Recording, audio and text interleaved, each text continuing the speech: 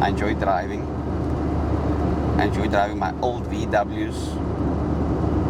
Today I'm in my 1982 model Caddy Bucky. So yeah, brings me lots of joy. So then I've got a 91 model Mark II Jetta.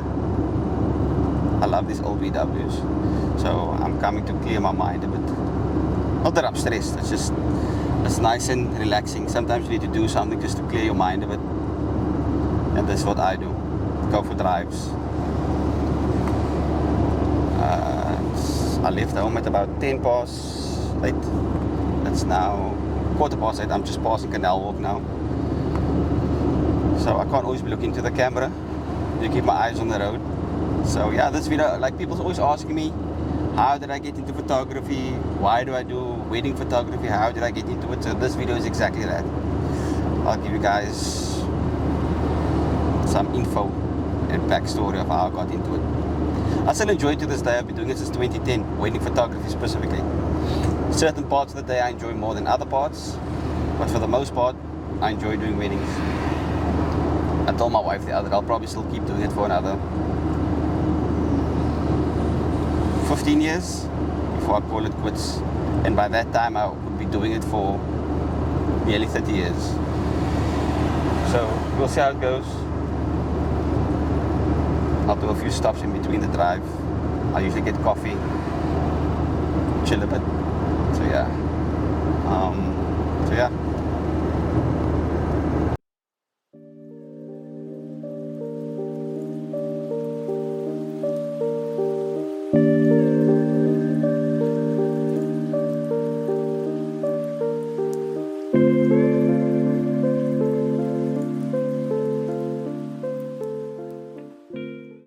Just test the sound.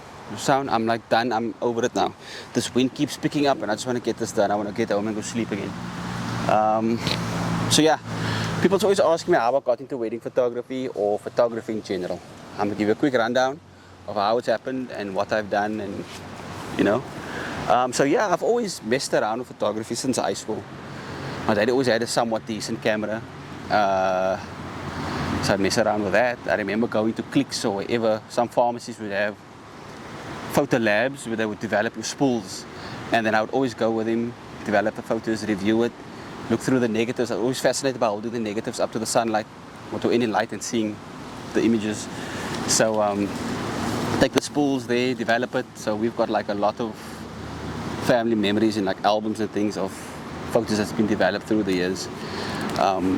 So yeah, so the main way that I got into photography besides that was through cars. So I always used to go to the racetrack, to the car shows, drag strip, show and shine, sound offs, that type of thing. And my friend Ryan would always go with me. He was my best friend during my high school years. He would bring his daddy's video camera with. It was a handheld Panasonic, and then we filmed that. Before that, they had one that you put on the shoulder. So we'd operate with that. No, it was good times. We'd videotape and record and photograph anything that we thought was mooi at the time. So yeah, it was a good time. On a Monday when we get to school, we'd talk about the stuff we captured and review it, and we'd just plan our next day when we're free to go to the racetrack again. So our parents would drop us. We'd stay there for 6, 7, 8, 9, 10 hours, coming home sunburnt. But yeah, it was worth it. And then yeah, I got my first camera, decent cameras. It was a DSLR, a Canon 500D in 2009. Yumna bought it for our 1-year wedding anniversary. And it's funny now that I think about it, because she bought it on terms at Incredible Connection, where I think the monthly installment was like 250 Rand. And she gifted me this, and her exact words were, and you better pay this off like ASAP. I'm telling you, Zane, because I don't like onnodige skuld on my name. So if anybody that really knows Yumna will know that's exactly something Yumna would say. She's even like that to this day. I want to buy you this, but you're going to pay me back. Okay. That's my wife. I love her. So yeah, and then I would never want to do shoots with people, with couples, with kids, nothing. It's just not my thing. I was typically back then, I was not a people's person. just like I don't like social interactions. I don't like dealing with people and their nonsense. So that's why I just kept away, and I just shot, like, at the time I had a nice Rottweiler, Dexter, and then I would shoot him. I would shoot cars. I would shoot random objects out and about. That's before, that was pre-kids, so I would get up early, go shoot everything and anything to develop my eye, get used to the camera settings. I was always anti shooting in auto. Everything, since day one I've been shooting in manual. And then I would go early to town in the morning, go get the sunrise, and then afterwards I got a, what lens was that? It was a long lens, but it was a cheap telephoto-ish type lens. Yeah, then I got the 50mm 1.8, and the bokeh blew my mind at the time. And then, yeah, I was just enjoying it, learning the new aspects, watching. I mean, there wasn't much YouTube videos out back then that I could upskill myself, so I would buy books, at exclusive books that taught you like photography. If I look at it now, adds no value to my life, but at that time, it was amazing. Yeah, that's how I started. I mean, I had basic gear. I would even leave late at night, like 2 o'clock in the morning, to go shoot light trails in town. Stand on the bridges, stand on the Val Drive, slow shutter speeds, you know, it's got that light trails and things. And then I would drive out of Mitchell's Plain about 1 o'clock, 12:30 the night, drive to town, go shoot for 2 hours, come back just before Fajr or whatever the case is, and then, yeah, edit my pictures the next day. And then people started inquiring for weddings because they got on that I started catching on that I do photography. And then I was like, nah, this isn't for me. But I thought, okay, let's do a few free weddings. And I would tell them, if I mess this up, I mess it up, it's on you, not on me. And they were cool with it. And then I did probably in my lifetime, in that beginning stages, like 10 to 12 free weddings. It was super exhausting back then. It's like, yeah, my system had to get used to it. My mindset had to be adjusted because it's super draining in the beginning. But the more you do it, like now I do it and I don't even feel a wedding day. It's like effortless. So I can do a wedding day with my eyes closed. Like all weddings, at least Malay or Muslim weddings, follow the same template. So I already know what to expect, what questions I'm going to ask. I can honestly do it with my eyes closed. Now and then you get weird requests, but I mean, that's part of it. And then I did all these free weddings. Then randomly one day, I'll never forget her name, Danielle Kennedy. She was helping her friend Rivka plan her wedding day. Rivka and Yusuf were getting married, and they stayed quite close to me in Mitchell's Plain. So they lived in Westgate, I lived in Rondevlei at the time, and then right behind Westgate Mall. And then they wanted to see some of my work, and I had nothing to show these people. And then I had all these random pictures from my freebie weddings on a USB. I printed it at OMS, because I worked quite close to OMS at that time. And then I bought a portfolio book, and I used Prit Bostik, and I stuck everything in there, sealed it, and it looked like super professional, and I was chuffed with it. And I presented that to them, and I printed business cards, and then I took that, and they were happy, and then they booked me there and then, and I did their wedding. The wedding went smoothly, because I had some wedding experience under my belt. It was fine, but this was my first paid wedding, and I think I charged him like 3,500 or something like that, with a photo book. They were happy. And then I would still see them from time to time in Westgate Mall. And then wedding booking still didn't come, but I probably posted the entire wedding gallery on Instagram, just because that's what I had, and I was proud of the work I did, you know. And then, yeah, I'd get the wedding booking, and I'd get the wedding booking, and then, yeah, and then it started picking up from then. But let me rewind a bit how I actually got into having Z photo and things like that.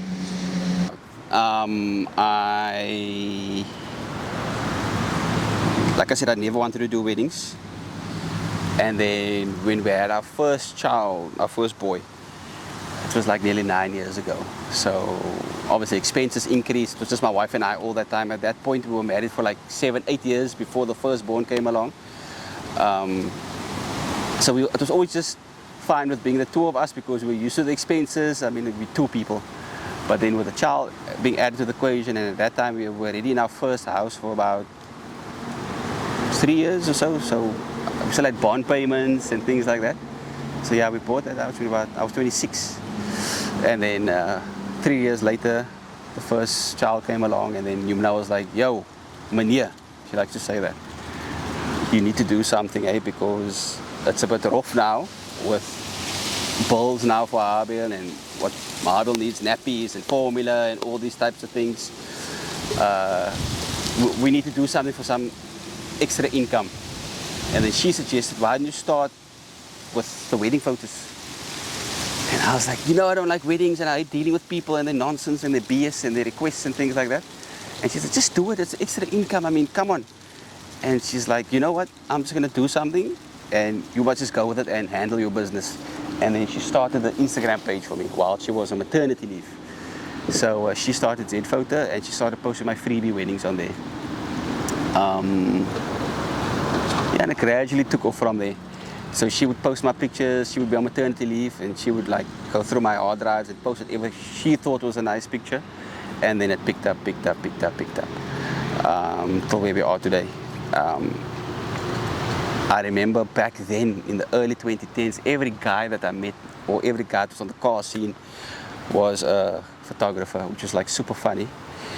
Because you'd go to a meet or a car show or something, everybody had cameras with their pop-up flashes, and I was like, yo, it was so bad, I didn't want to take my camera anymore to these shows or even take it out, because it was just like, it was erg. And if I think about it, there were so many guys that I knew personally that was like photographers now, including myself. Even to this day, I don't like calling myself a photographer. It's, and then there were so many guys that were doing car photography and this photography. Like everybody was a photographer with their Canon straps around their thingies, with their pop-up flashes, with their kit lenses. It was a joke, including me. And then, but if I think about it now, out of the time, from back then, how many of those guys actually stuck through and stayed the course and are still doing photography? Not many. I can just think of myself, but I exclude myself. It's probably like, how many other guys? If I had to mention a name, I had to say one guy that's still doing it. Ahmad Bouli. It's just him and myself that's still doing it. And he will know, and he will say that everybody was a car photographer. It was bad. It was not bad, it was just like super funny. Overnight, the whole Cape Town and every guy on the car scene was a car photographer. But yeah, it was fun times. I mean, there was competition between us, but I mean, we're a lot older now, so now we don't really care about who's better than the next one. We just want to make that extra bit of bread for our families and our wives and kids and things like that. Because life is tough, and this is a supplemental income, and alhamdulillah, I've managed to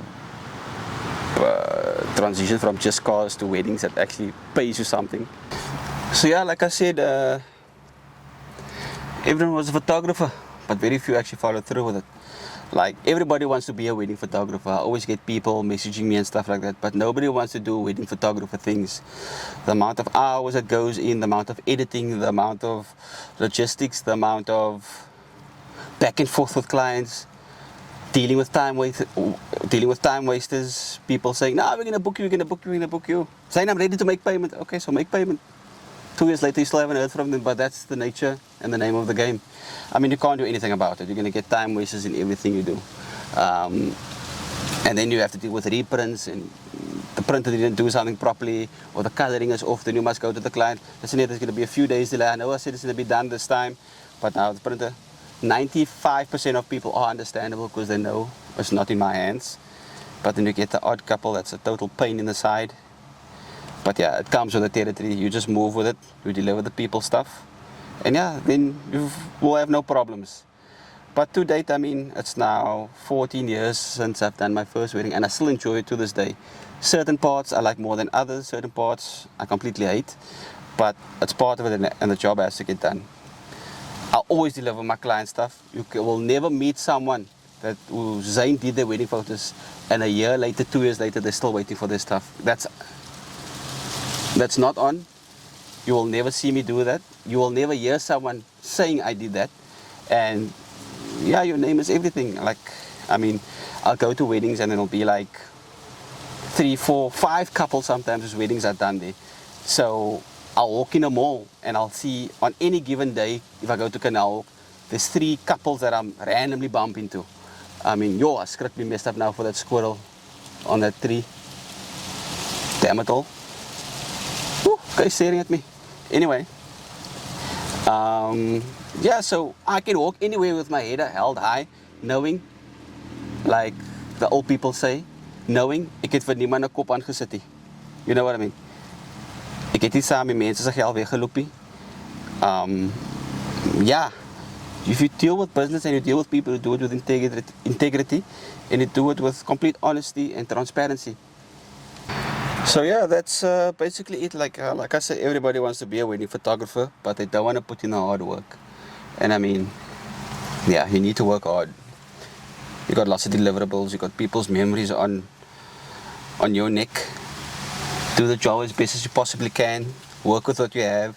Don't stress too much about the gear you do have and what you don't have. Cowboy, I mean, I shot weddings for the longest time on a 500D, one battery, one memory card, one entry-level speedlight, and a 50mm 1.8. I used to be a cowboy, but I got the job done. The clients were happy. Yeah, look, you're not going to get along with everyone either. You're not going to get along with all couples. I mean, like I always tell Yumna, there's probably one wedding out of the year that are just like, oh, this couple is exhausting. But I mean, you just move with it. You get a lot of entitled people. You'll get a lot of disrespect, people disrespecting you. You'll get people trying to belittle you. You'll get people, yeah, just trying to take advantage of you. But you need to be firm, you need to be steadfast, and you just make it known. You're not dealing with a lighty. You're here to do a job. Disrespect and any kind of insult behavior is not part of the equation, and you won't stand for it. It's your business, it's your income, it's your side hustle, it's your full-time job, whatever the case may be. You do not allow yourself to be walked over. And it's very easy. People try it all the time with me. I'm a grown-ass man, and people still try it, but they don't get very far. I stand by my word. Yeah, and yeah, you're not gonna get away with it with me. Trust me, you won't. But that is the mentality you have to have. You put in the work, you put in the hard work, you do what needs to be done, and yeah, you do it as best as you possibly can. You worry about gear afterwards. Yeah, do the thing. Put in the hard work. Deliver people stuff. Do the best job you possibly can. Don't take people for a ride. Be transparent. Be honest. Be trustworthy. People are entrusting you with their memories of their special days, their memories, pictures of their loved ones. Because I mean, there'll be many a times where, and I've experienced this, where at that specific wedding that I shot, that will be the last photograph that they probably have of their parent, of their grandparent, brothers and sisters. And I've experienced plenty of times by the time when I go deliver the photo books or packages within the turnaround time of 3 months, then the couple tell me, no, that was the last picture we took with Mama.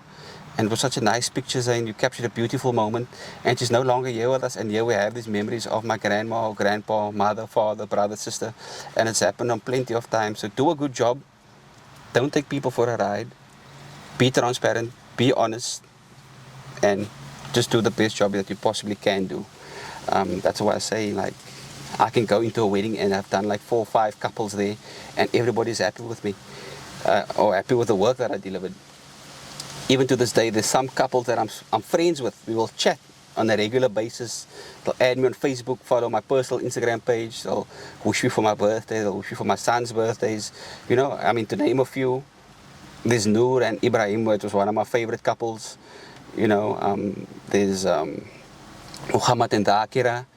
There's Zakia and Ibrahim.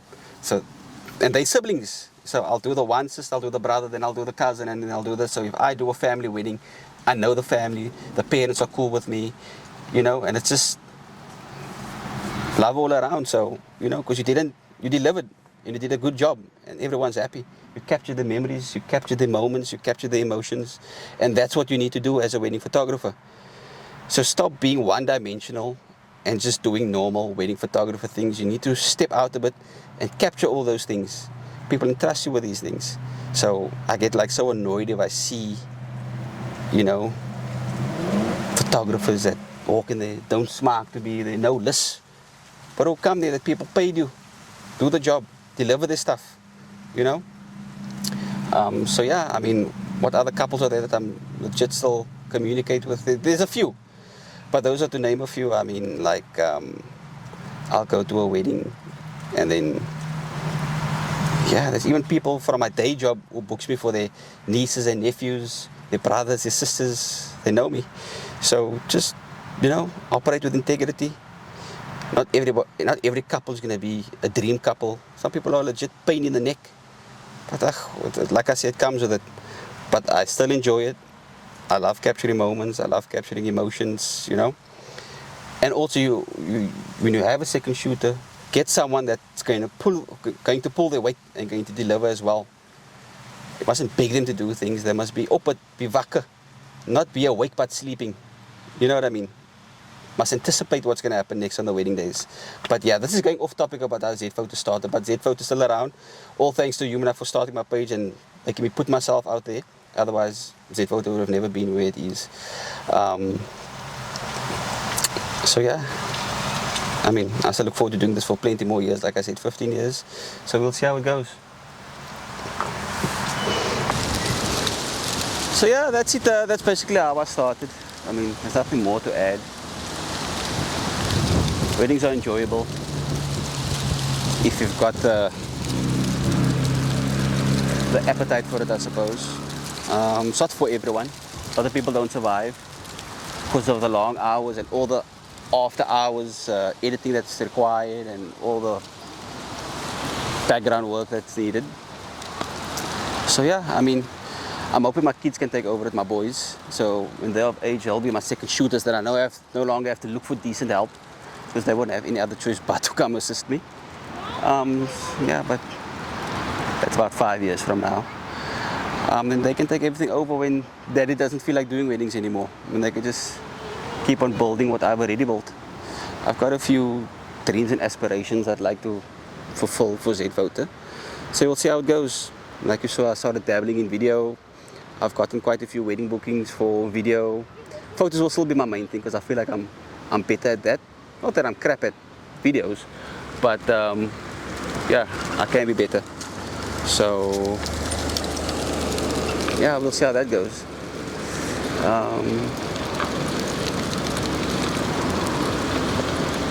Yeah, so if you want to be a successful videographer or photographer in the wedding scene, it requires hard work.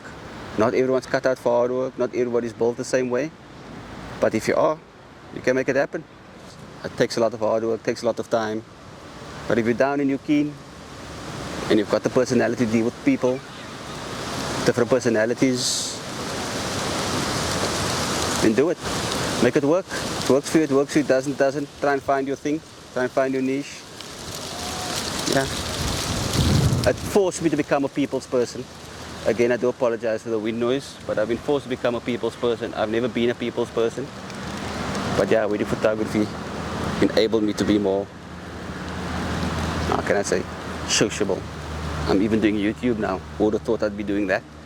Because if anybody that truly knows Zayn will tell you, this guy, he's the most sincere person you'll ever meet. But yeah. So yeah, we'll see how it goes. We'll see how it goes from here. But yeah, let me sign on off here. Head back home. You've not already messaged me what's for lunch. So let me hear what the boss wants, what the government wants, what my brats want, and then sort them out. They said they're having pajama day. So yeah, let's go chill.